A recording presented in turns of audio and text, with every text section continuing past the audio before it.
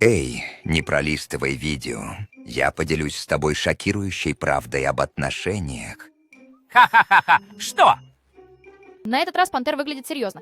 Теперь я действительно заинтригован. Ну, давай, рассказывай.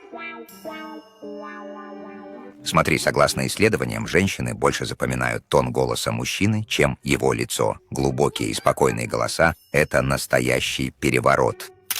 Да ну! То есть ты говоришь, что даже больше, чем глаза? Флиртовать помогает тон голоса.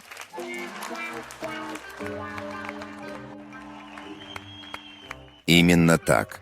Красивые слова улетают, но энергия в голосе остается.